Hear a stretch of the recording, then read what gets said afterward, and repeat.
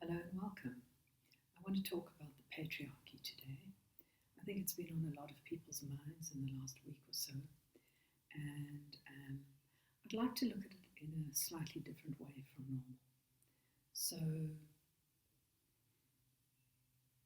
rather than seeing it as a social construct between men and women, I'd like to look at it as a situation in consciousness and to begin to unpack what's going on in consciousness that allows a patriarchy to be manifest on the planet. So we're all made up of masculine and feminine. Every single person has a masculine quality to them and a feminine quality to them. And really, in order to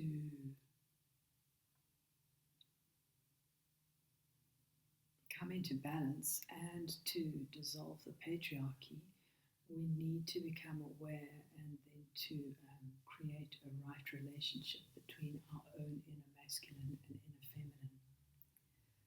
So feminism, and there's a lot of really useful stuff out there, but a big aspect of feminism over the last however long has been to make sure that women are economically emancipated and are able to take care of themselves, and that women don't feel inferior in going into the workplace, and that they have a place in all those traditionally male domains. And I think that's been significantly successful. What I want to talk about is something deeper than that.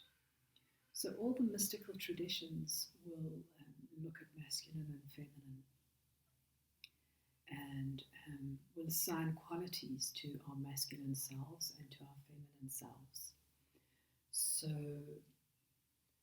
masculine qualities are focus, assertive energy, moving forward, going after the things that you want,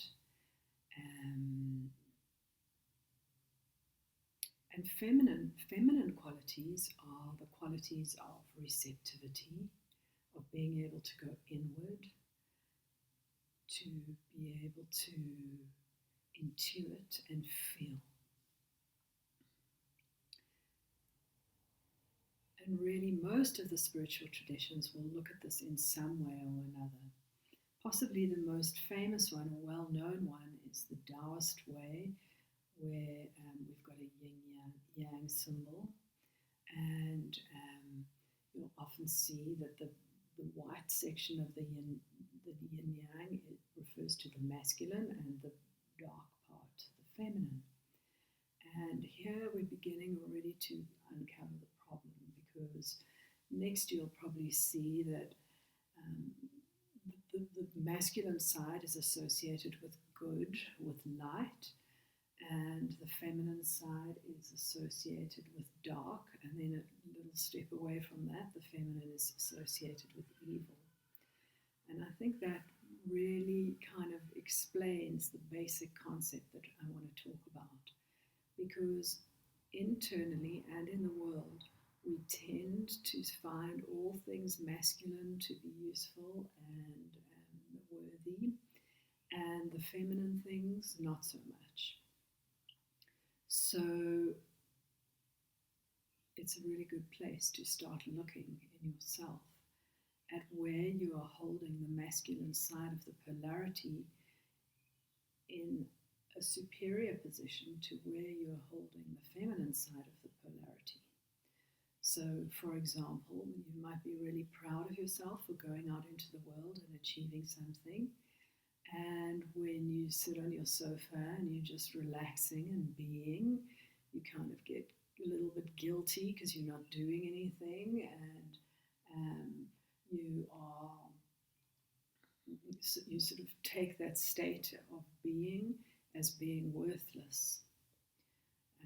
Another really common way is that we see doing more important than feeling.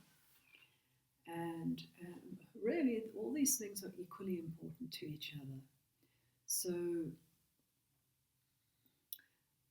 if we do and kind of are directed into the world all the time without connecting deeply to our feeling nature, our action can become very hollow and disassociated from what we need and from what the world needs. So I think this is really obvious when we look at some of the major crises that we're facing at the moment. Let's take climate change, for example. So we are doing, and all our doing is actually creating the carbon dioxide, and we are not going into the feeling aspect of it. And when we do go into the feeling aspect of it, we become overwhelmed. We don't know how to deal with those feelings because we're significantly untrained in how to be with our feelings and how to allow them to do their inner alchemy, which in time brings us to a place of action which is far more aligned with reality in the world. And I think, in the extreme cases where we're having climate denial, those people are so unwilling to feel the terrifying emotion that comes up with the possibility that our whole civilizational construct is under threat, that they cannot take in the information because it's too emotionally shattering for them. So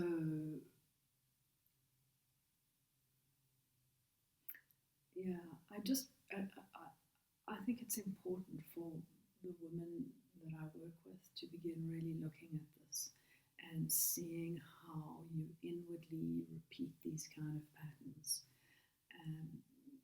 Women will often say, "Oh, my feelings are being trampled on," or "You don't understand how I feel," especially in relationship to men.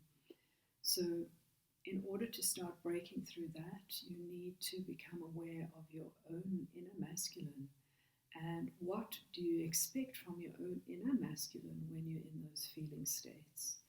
And as you, a really lovely and beautiful one, which most women seem to appreciate a lot in men, is presence. So if you start to become present with your own emotional inner self without any move to change it or fix it in any way, then you will start creating the kind of masculine that you want for yourself. And the more you do that kind of thing, the more you create your own inner situation of masculine, feminine harmony, the more you're going to meet it